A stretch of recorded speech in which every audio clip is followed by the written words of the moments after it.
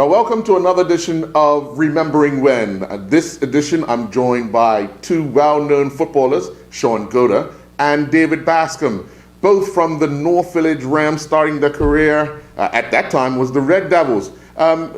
Shaun, first for you, take us back to your starting time at North Village. Right, I'm trying to think what age it was, but I know it was somewhere around 9. Again, just going down Bernard's Park, going down the desert there, just getting involved. Because I used to play football like lunchtime with a lot of the older guys, then that's what sort of gravitated me to going across and joining Village. Obviously, right across the road, knowing all the guys and everything. So, the desert just brings back some brilliant memories because David and I used to open and close it. So turn the lights off. The coach say, look, we got to close up. David and I would be like, look, we can sort it. We used to push our little arm up, switch the lights off, jump over the fence after it's locked it, and we go. But some brilliant times. David, is that your early memories of starting? Oh, go to Matt. Listen, let me tell you, go to stop playing. Listen, mate. Let me tell you, when we started when go to remember we was playing one bunch, one touch over cars. Well, that probably was a little older, right? So, you moved to Ghana? Yeah. There are because all right. So anyway, that was around the same, man. It was so fun, man. It was like, and Ghana was always the talented one. Yeah, Ghana had he'd get 20 juggles. I'll be on 2 juggles. So I'll go and I'm gonna catch him up, man. I'm gonna catch him up. So I turned the lights on outside the house, and I'm thinking, got my 20 now. 3 days later, I get down the desert, right? This is when we had, the Albuquerques, all these guys, I'm up there, juggling competition. I go down to get my 20, Goda's on 50. I said, I'm done. That was awesome, man. The desert was awesome. Goda, we had to, you remember Doc? God bless his soul, man. Doc has that scooter, and Earl, you talking about we do bad in school? We had to cut the grass. Remember, Doc said, "You want to play? Cut the grass." Cut the grass. Doc was serious. But Earl, before, listen, David's cracking jokes right now. I can't remember what age we were, David, but one year we had to be probably, I don't know, we may have been around 10, 11. Anyway, a girl prize giving. And in my mind, I said, I'm going to win something good. Well, the award I won was most consistent at coming to training. And that pissed me off. I was like, man, I should have got something. So that motivated me so much to the following year to say, right, I got to improve. I don't want to be picking up no most likely to come train and type of award. And picking up everything, most skillful, girls, man was getting in all kinds of battles. I was like, okay, I got to sort. But that I think we was probably 10, 11, somewhere around that. I don't know if you can remember, but I was at that point. I was like, I gotta up my game. Hey, that was because Andrew. That's because Andrew was giving out the prizes. Earl, Andrew. I gotta give some to my brother.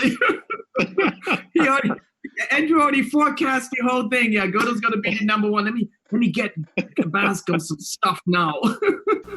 How did you two challenge yourselves at such a young age?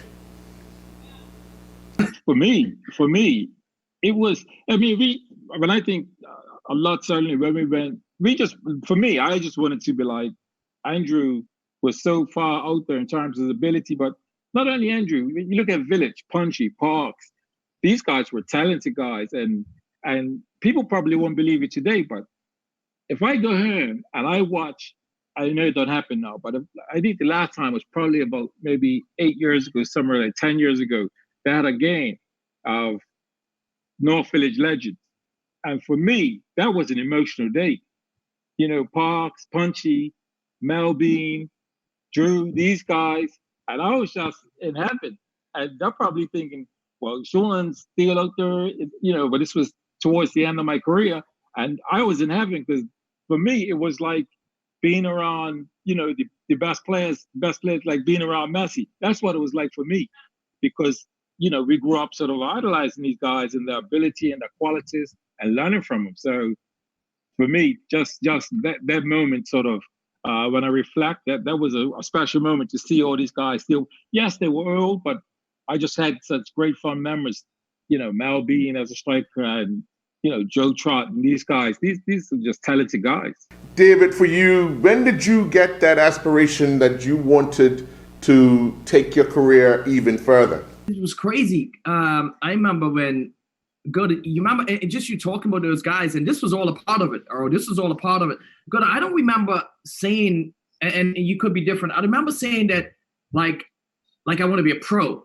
I remember like wanted to be better, or just want to be on that stage that Andrew and these guys hit. Earl, we used to clean up boots. And this was the thing, right? We'd go in, and we guys were like, first of all, Bonner's Cafe, that was the Sunday spot. Because before we went to games, we got to go to the cheeseburgers with the works. Oh, yeah, man, with the works. Cheeseburgers with the works. And by the time we got to the game, right, our cheeseburger was cold because we sat on touch lines. We sat on the lines and just watched the game. And no matter who was playing, we guys were bus travelers. We traveled on buses. We go on a bus. Nobody's got to take us nowhere. We're on the bus watching games. But I'll tell you what was crazy is that me and Goda would go in, right? So they used to have the meetings on Sunday mornings just for the games. So we're going in, got our little like climbing in. We're looking at the boots. So we're trying to get, you want the Marshall's boots. You want to get a guy's boots, clean their boots up. I remember one time I got punchy. I think I don't know if you got Andrew, you got somebody. I'm like, yeah, but Punchy. Punch is good. Punch could score some goals today. So I'm shining these things. Buffing these things. I mean, it was the greatest moment when we had the Boot Boys back then. And all that started it. And I think it was like watching the crowds go crazy, watching like myself get excited when a guy would flick a ball over a guy's head. I'm like, yeah, that's good. That's good. So me and Goda, Pickles, I have to pick on. I gotta pick on you. So me and Goda, and we was good. I don't know how, because we was playing in juniors. So we would like the first team would train. So we used to kind of like, man, let's work on these moves, right? So when we got up, I remember even when you was got the call up, and Doc I think came and says, hey, Goda, because you got the call up first. I said, yeah, Goda, we want to move you up. Man, Goda, not to got all these trophies, Earl. see those trophies came from Andrews. But I remember that. So when we both got in, that was our thing. Pickles, we used to go like, and remember, like entertainment. It was to entertain. And when we went out there, we saw, or what I saw, everybody gave 100%. They was the best entertainers, no matter who you watch. I remember watching Somerset, Tricks, all those guys. Like, it was some ballers. Yeah. I mean, Goda would come in training, right? We'll learn to move. These guys are doing stuff now. They can do all these flicks and tricks now, or we used to do them in games. I remember Pickles saying to me, and he wouldn't mind. We'd go take Pickles on, and Goda would come up for move. So Pickles tell you, the ball will go by, but you're not going past me. So Pickles was giving us some licks, but it was that whole, like, we knew we had to come right. And I was just watching the clip just now, like, back in Village, we played so freedom, like, once you respected the game and understood what was in front of you, like, it was fun, man. All that became, like, we wanted to be great. And I think the one thing that shifted, I remember me Goda talking, we just wanted to sign an autograph for a kid. That's because when the pros would come to Bermuda, Glenn Hoddle, Chris Waddle, I'm like, yeah, but they'll sign autographs. I want to sign an autograph too, So that was that whole moment, When you guys look at how you had to leave Bermuda and start a professional career, what was one of the biggest challenges you had, Goda, as that started for you? It was a number of challenges. I mean, a few of the challenges people's already heard me say a number of times. The weather, the pace, the physicality. Culturally, it was also a difference because I was in a dressing room where, in Bermuda, I'm in a dressing room. I look around and it's my boys. So if you're in a game, you look around and you got somebody to your right or your left that's like, yeah, don't worry, I've got your back. I get you out of this, or we got this together. But when I was in England, I looked to my right and my left, and there wasn't. And what I mean, it wasn't. It was only one other teams where I was either the only black kid or there was another one. And so it was even an adjustment because her and the other black guy talk. I was like, he don't sound like me. He said, all right, mate, pass it to me. Eh? I go around the back and I'll spin it. And I was like, what's this guy saying? So that whole adjustment mentally knocked me back. Today now we have the social media, so people are aware of the cultures and different accents and all that. But in that time, you heard an accent, but when you come over here and you're in the dressing room and you look around and you think, they're saying words and you're just like, what do you mean? So that whole adjustment mentally was challenging. And then once you started to get to know each other, then a little bit of that team spirit came in, knowing that you had their back, they had your back. But initially, that was a bit of a challenge. I mean, I talk. Yeah. Sorry, again. Yeah. I was thinking, like even like at the time, the fashion was like 3/4 shorts. Obviously, Bermuda, this was the everyday thing we did, and guys were just taking the mickey, like, what are this? Like, you ran out of material, but that fashion and style just hadn't reached England. They're like this. So I was a bit of the butt of the jokes, but at the same time, it also gravitated to me. Now, if I was really sensitive, that would have put me in a different space where I would have been like, I'm not even open to listening to what they got to say and a total breakdown. But I saw the funny side of what they were saying, and that brought us closer as teammates. So therefore, when we went on the field, and it's funny because 2 or 3 years later, it came in style, and I was like, you guys are 3 years late. I'm on a new style now. Go to take us through that first flight, leaving Bermuda. What goes through your mind on that journey over to what you consider the unknown or the hopeful? Listen, my mind as a Bermudian was, I can't wait to show them my ability, what I've got, and that, prove to myself that I'm sort of worthy of this level and this opportunity. And when I got there, it was a shock because again, the weather was a shock to the system because it was really cold. And sometimes I remember even the early days playing, like, do I really want to be out here? Is that cold? And that's something that you can't really coach a Bermudian when they lived in Bermuda and then they come out to England or America and then they hit temperatures of like 1 and 2 degrees Celsius. It's bloody cold. And your feet feel like ice blocks. You can't feel your hands. And somebody's telling you, move. And you're like, the last thing I want to do is move. I just want to get off this pitch and get in a warm place. So, and in a strange way, and I'm sure that's the same for David, it toughened you up. And because it's either you fight through that period, you find some way through it, and you come out the other side. So it toughened me up. And I think it's easier for kids today because they can look back and say, ex-players have made it, and they've made it playing in these conditions. Therefore, I come from my same background, therefore I can do it. Yeah. David, same for you. What was that when you first decided, listen, I'm going to take this opportunity to take on this challenge of trying to be a professional? Now, you went to the U.S., but you had some stints, I believe, in Europe. But that journey to the unknown, what was your experiences going over? Yeah, it was the first thing, I didn't want to get stuck in Bermuda because Goda went out first. I said, I'm not staying here. I was like, no.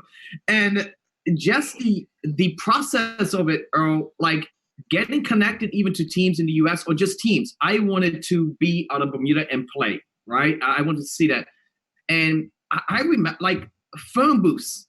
It was a phone booth. I had to make calls on a phone booth, and we didn't have the internet. So we have to have like, just connecting with coaches, right?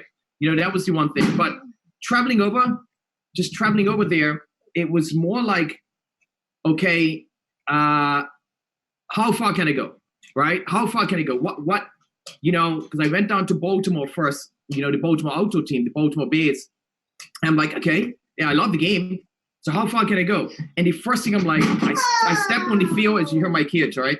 I step on the field and I'm like, who's the good players? Who's the top players? And I went searching for the top players. Who's the top guys? And the guys are driving around in BMWs. I said, all right, cool. Yadi man. I'm hanging out with from lunch. So I had to like find the climate. I had to get into the climate right away because I was like, it is an unknown. And it was so intimidating. Earl was so intimidating. It's like you walk on and nobody will pass you the ball because you're there to take their job, right? So I'm like, all right, cool. I'm going to find my way. I find my way. I start talking about other stuff outside the game that I do, right? So all of a sudden I had to build that, like that nice relationship with the guys, that connection, but I wasn't going in thinking that I'm a baller. I was going in thinking that how I can make a connection, because the company to take their jobs, kind of sneaking through the back door, right? climb through the window, take somebody's job. That was that whole thing. But once you stepped on the field, and once you stepped on the field, it was it, man. It was unbelievable. Yeah. David, you make a valid point, because I'll never forget it. We're playing the game. People know Mark Robbins as one of the most important players in Sir Alex Ferguson's time, because he played when they won the FA Cup, which is one of those games that kept Sir Alex Ferguson's job. But Mark Robbins, I remember saying to me, was a guy on trial, and Mark Robbins said to me before we went out, don't pass to him. And I couldn't sort of work that out in my head because I had the Bermuda mentality, like, listen, well, they're playing ball, and if you're in the right position, I'm going to slip you, you put it in, we get the result. So I had that mentality. But when he said that to me just before I went on the field, I was like, what do you mean I passed to him? He's on our team. And I didn't think of it from the point of, because I had only been there a year. So I still hadn't had my roots down. Although I had a 2-year contract, I was just like, well, okay, I'm in now. So his coming, this guy was a guy on trial, but it was weird. He was saying to me, don't pass to him. And, you're exactly right. That was the same experience. When I was on trial, guys didn't want to pass to me. And I kept saying, I'm so free, guy slipping me in. I'm making runs that are easy passes. They weren't slipping me in. I was just fortunate that I scored, which allowed me to be successful in the trial. But it's exactly right. I mean, I don't know if that's the mentality of kids today, but David's exactly right. Guys were there and like, I ain't passing to you. This come take my job. Yeah. How once you guys settled into your respective teams, you had quite a few. How did the making sure you kept your places was just as important as if you were just starting? Well, keeping your place is all about, as a striker, was always about scoring goals. And, one of the advice Andrew had told me before I left, he was like, never, don't change, because you got there on your ability and who you are. But in a strange way, I had to change. And how I changed was, I remember I used to go after game, play a reserve game for Man United reserves, and bump into fans, and they'll be like, "Oh yeah, you're like go there, innit? Yeah. How many?" And they'll be like talking about the last game and say, "Oh yeah, that game. I saw that game. You set up a goal," and I was like, "Yeah." And I'm sitting there thinking like it was a quality assist, and then they say like, "Yeah, strike in. How many goals you score?" And I'm sort of reciting, "Yeah, I set up 2, and I set up 2 in this game and 1 in that game," and they're like, "Yeah, striker. You got to score goals." And I kept hearing that. I kept hearing that because initially in my early years, I was a midfielder. David and I was like midfield. So I kept hearing this, and I was just like, not only interested in scoring a goal, you scoring a goal. So that was a point when I made a conscious effort to be like, you gotta score goals. Who to assist, but you gotta score goals because you're a striker, and that's what they want you to be doing, scoring goals. And even though that was early on, I just remember this is what fans look for, and if I'm gonna be successful, then this is what they're looking for. Clearly, this is what they like. So I just made that little adjustment in that becoming, in a word where I still kept my team self about me in terms of being a team player, but I started to be upset if I played games and didn't score. David. But I didn't have the understanding, yeah. David, the indoor game, very tight, very close, very fast, and you play in shifts. So how important was it for you to make sure that you done something productive in your first shift to make sure that you were able to get a second shift and a third shift and then, play regularly in the game? Yeah, and just so I bumped into indoor, because I was over in England. Go to torture me in England. Go to tell them, I'm sorry, Earl, but I have to let people want to know these stories. I went over here, so Goda's in England. I'm not sure. We went over, it was me and Lightborn. We went over to, I think it was, we was in Cambridge then, with John Back. I think it was John Back. Yeah, Cambridge. Warsaw? Cambridge. And Scarborough, I think it may be in. That's what, I think it was Cambridge. John Back was at Cambridge. Let me tell you, so Goda's my trainer now, Earl. Goda comes over. I'm thinking that I got the ball. Goda says, no, but you better run. Goda had us doing these shadows. I said, Jesus. But it was good, though, because things worked out. I think we ended up in Warsaw because I went there twice. And but it gets back around is that understanding is that taking somebody's job is keeping your job was most important. And I'm like, Goda's trying to give us this vibe. Like, what's the mindset up here? You got to work. And Payne, the man was telling me, I said, Goda telling me what to do. Man, you better get up, let's go another one.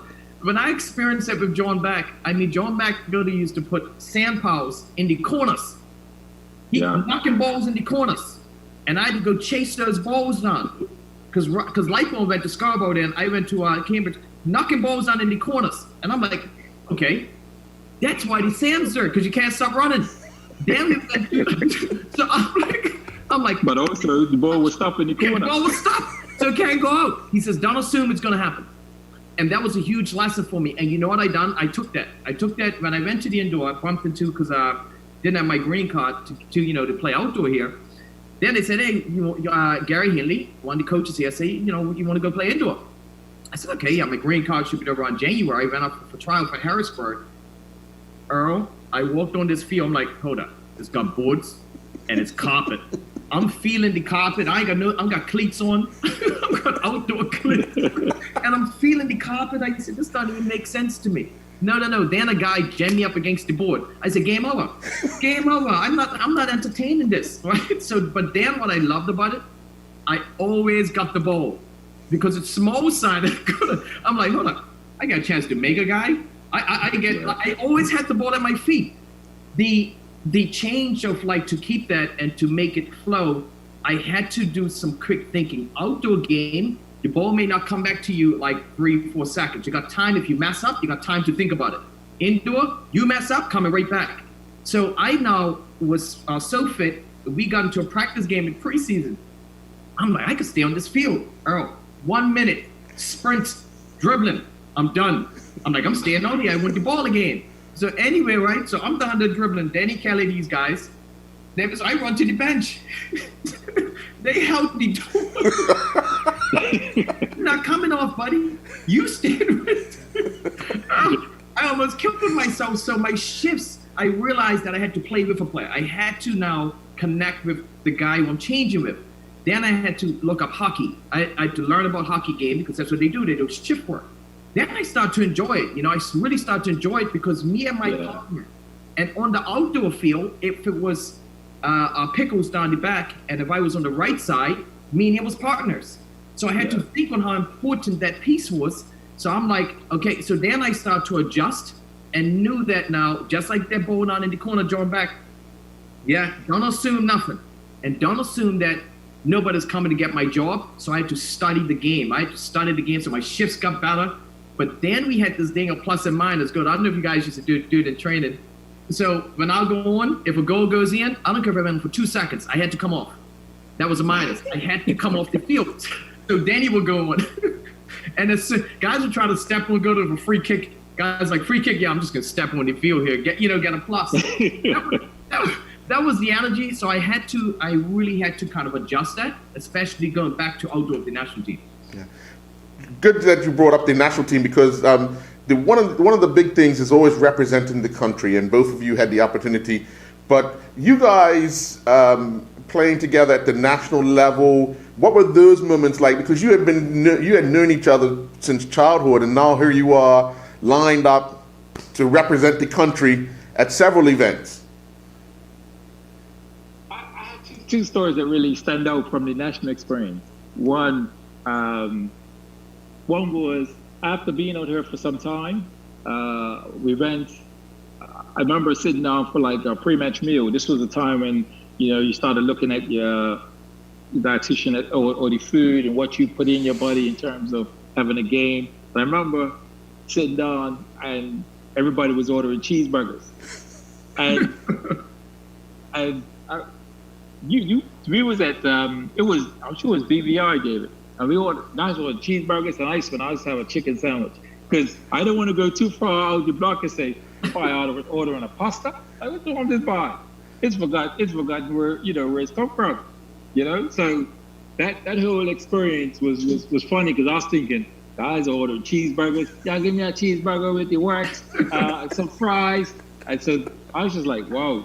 So that was a bit special. But the other unique thing I remember with the national sport, Ben, David and I had this bet. The first one to nutmeg a player. We center off, right? David taps the ball to me. I run forward. David's to my right. I slip it to David. We go across the first guy. Silly me, I gave it to David. But the first guy, the second guy comes. David slips it to his legs and looks at me and goes, "You're me." This was like 6 seconds in the game. I was like, why did I pass it to David? We was playing for money, but we was playing for pounds. So I'm saying, now this is a World Cup. God, was this like a qualifier? Pounds. Yes. And this when Cantone got sent off. Big Head gets sent off. 15 minutes. 15 minutes gets sent off. So one now got this bet. One not even concerned about the outcome. Because when you're playing, you know what the outcome's going to be if you catch this vibe, right? Yeah. I'm like, listen. So lights. I said, lights, don't worry, because you're not getting the ball. The ball, because everybody's shouting out Goda's name. All the press is like, Goda, go, the Goda, it's like Jordan going on. They're going to check Goda. I said, okay. They ain't going to know I'm coming. No, I'm just well, now I play. I said, the Andy, I can play for because nobody's writing my name up. I'm going to play for some megs. I'm going to push balls with guys' legs. I said, Goda, you guys in? Everybody's in. Yeah. When that ball came to me, right, and I am just laughing to myself. I said, he not getting it back. I don't care if it's score. I'm going to make this guy, and I'm going to get some money. And this was for the whole game, This was. I couldn't believe I passed it to him straight away. Crazy. That ball came to me, Earl. It was like a little gift from Christmas, like a little Christmas under my tree. I'm like, okay, I got another ball. But it was. We won. Yeah, we won that game. We played man for like 75 minutes. Cantone got sent off early. And we won, I can't remember, won the game, something like, 4-5-1 or something. Yeah. And I was like, but we just enjoyed ourselves. And it was brilliant. But the national squad and the national team was some brilliant experiences. But there's 2 moments in my time of playing with the national team stood out. And obviously, I think back to some of the guys and thinking about Roy Stevens, going back and playing. What I liked about people like Roy Stevens, Roy didn't care that you was playing professional. He would be like, I'm marking Goda in training. And I absolutely love that. Like, and I don't know if guys are that way today in Bermuda. Like, if a guy comes back, Naki comes back, there's a guy in Bermuda saying, I'm marking Naki, rather than I want Naki to be on my team. Right. You know, Roy was like, I'm picking up Goda. You know, and I'll be like, I'm got something for you, mate. And so that was the mentality, you know, where guys were pushing each other. But yeah, the national squad was some good years, As you both come close to time that you feel, okay, it's time for me to retire, you know, how does that decision go through, or how does that chat with yourself work out? When you're thinking of it's time. Yeah, well, for me, first of all, with the national squad, in terms of retiring, I just it was a time when I was sort of, I think it was 32. I was sort of mid-30s, and it was becoming more demanding to fly away, play, come back. And I had times when the club wanted to fly me away on a Concorde and have me come back and try to play a game almost in the same day. And I was like, no, this can't happen. I'm not 22. I'm 32, 33. So I knew at that time, at some point I had to call it a day with the national team. And also at that time, we're now playing Premier League games. It was either Premier League. I think it was Premier League games. So I'm thinking, I'm now playing Premier League games, and we're playing BVI, and I'm like, I've always dreamed. I ain't had 10 years of playing in the Premier League, but we weren't playing. Every now and again, we'd end up playing Jamaica, Trinidad, or someone like that, but we weren't playing Mexico. We weren't playing USA. So I had to make that decision. But making a decision in England was easy because pace was also one of my assets. And when you can't run across a player, there's a realization that it's time to sit down. You know, I'm making a run down the side, and it's a young center back looking at me like he's got two more gears. He's like, he's already there waiting. And I'm like, I thought I left him behind. Catch a cab. Yeah. I was like, yeah, catch a cab. So that's how it was for me. I don't know about David. David, how about you? Yeah, you know, leaving the national program was different for me. As we all know, some, you know, different changes with me, different experience of leaving the game. That came up because I was playing indoors, a lot of pieces, right? There's a lot of like things going on. Obviously, I didn't agree with, but it's what it is, right? But those memories of the game is what I always leave with. So I never really got a chance in pros. I never really got a chance to actually like get to that space where I'm done, because I went straight from playing to right to the coaching staff. But I can tell you the one game where I shifted from saying, okay, I'm done. We was out in Stockton, California, and you know, Danny Kelly was a coach. You know, he got into that position. And he says, okay, do you want to be, you know, play assistant coach? I'm like, great. Yeah, this is cool. So that's when I got into drinking wine. Okay. So night before the game, one of our players gets stuck. So I said, all right, I'll go pick him up. I'll go get him. So what happened was that I just remember driving. So Danny, I'm at the bar. I said, all right, let me get ready. Let me go back for the game tomorrow. He says, well, what do you think about the game? You want to sit off, have a glass of wine with me? I'm like, yeah, let's do that. All right, California. Let me check some of this. Go to 3 wines here. And I'm like, so what's the lineup for tomorrow, coach? He says, well, I wasn't going to play you tomorrow. I said, oh, that's good. I'll just focus on you. You always got to win the game. And let the young guys play. And the transition, I remember even this times when I was leaving, I end up signing because we never had enough players for $1. So because I needed players, I signed for $1. I came back last 2 games just to play for $1. I don't even know if they even paid me yet. I'm still gonna ask for that $1. But it just kind of graduated. And you know what? I don't miss it because I get to keep myself in shape. I train with the guys all the time. The national experience was awesome, and I know we ain't got much time, but go to listen. We was playing together on the under-19s. I think we was both like around 17 years old. First of all, is that we go to this hotel. And BFA, I'm so sorry, but I have to talk about this. So anyway, so all the other like countries are leaving this hotel. They're leaving, Earl. They're leaving. Like Canada was there, all the other places. So I'm like, and what's stuck in this hotel? This must be some awesome hotel, right? Oh, it's got to be the worst hotel we ever stayed in. We have Roy, Albie, all these guys, Dale. So we go in. We're like, where's the doors? Oh, no doors. No doors on the bathroom. No doors on. And I'm like, are you guys serious right now? We find out later. Yeah.